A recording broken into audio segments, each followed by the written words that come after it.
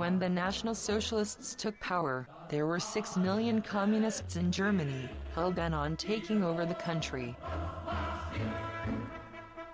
Rather than being a legitimate political force, they were more like a huge criminal gang engaged in a massive conspiracy against the state and the German people.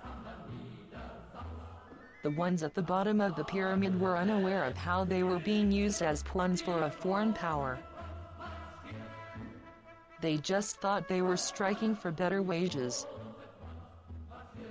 But they were being asked to give detailed maps of policemen's houses, power stations and naval bases, in order to prepare for the Red Army to enter at the height of a planned uprising. All communication was in secret code, using ciphers borrowed from the criminal underworld.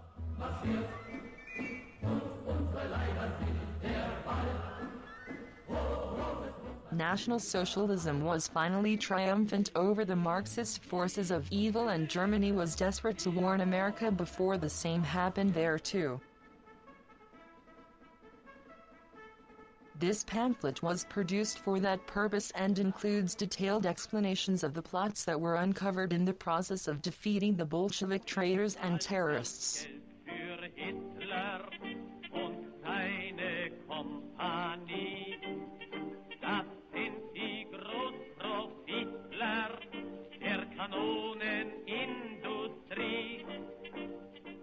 The Communist Party of Germany, the KPD, founded in December 1918 in Berlin by Rosa Luxemburg and Karl Liebknecht.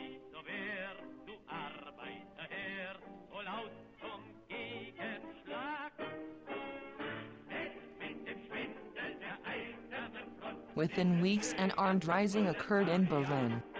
The street fighting was extremely sanguinary, and could only be suppressed after days of heavy fighting.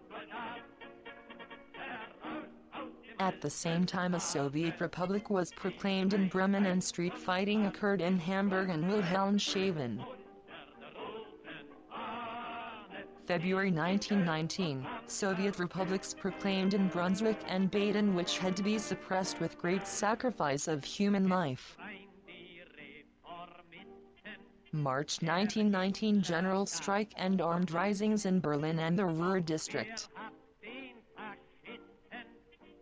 April 7 to May 2, 1919, Munich, Soviet Republic set up under leadership of sailor Rudolf Egelhofer and Jewish Soviet commissars Levin, Axelrod and Levin. Munich, May 1 to the 8th, 1919, heavy street fighting and artillery had to be used to overcome the resistance of the communists. 927 dead, numberless wounded. On the last day of fighting, 9 Munich citizens and a woman were shot by communists as hostages in the Munich Leopold Gymnasium.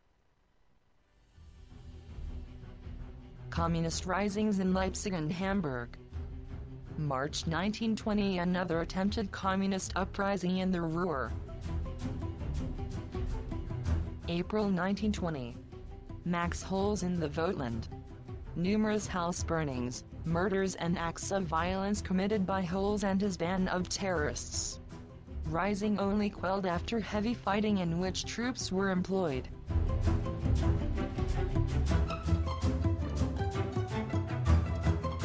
Following year, serious communist disturbances in central Germany, Hamburg and the Ruhr. Weimar Republic, autumn 1923, economic and financial catastrophe.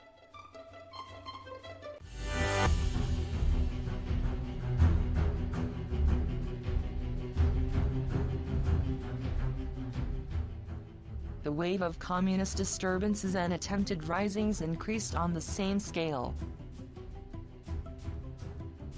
Between 1923 and 1933, 170 SA men, 17 SS, 6 Hitler Youth and 7 NSDAP members were murdered by the Communists.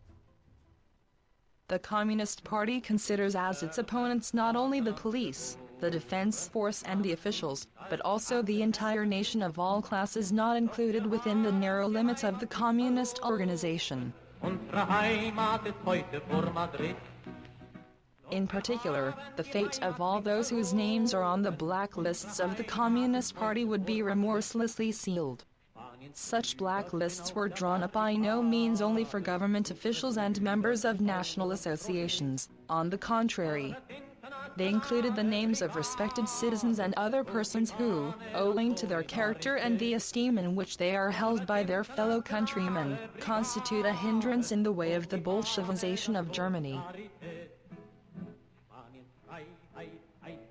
In many cases such blacklists have been seized upon which many a peaceful citizen would find his own name. The citizens whose names were on the lists of the condemned were to be arrested as soon as power has been seized by the Red Army and then polished off. Alongside of social Bolshevism with its incitement to class hatred and class war, a quite special task was assigned during this period to cultural Bolshevism, which was to disintegrate the moral power of resistance of the nation in books, pamphlets, periodicals, films, theaters and meetings, break up the social community and undermine and destroy the German character. The kernel of cultural Bolshevism was formed by the recklessly hateful and low-godless movement, while the propaganda in favor of free love, moral decay and moral perversity was able in the cleverest way to harness the sexual impulse for the political aims of the Communist International.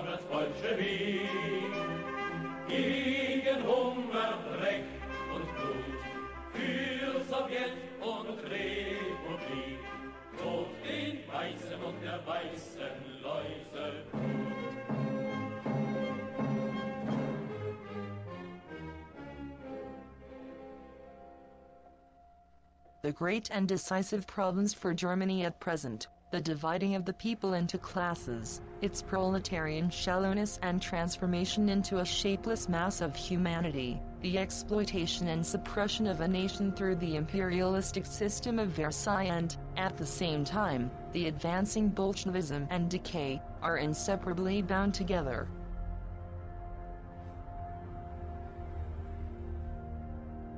Nobody could dare seriously to attack Bolshevism who did not know the way out of the social misery, disintegration and slavery. That is why all other aims and movements were bound to fail, and that is why National Socialism was bound to conquer. In principle it is a German movement, which has grown out of the present for the future. Nevertheless, it is not only Germany's own affair. No other nation can be disinterested in whether the heart of Europe sinks into Bolshevism or sets about an internal and external healing process in an honest and inspired manner.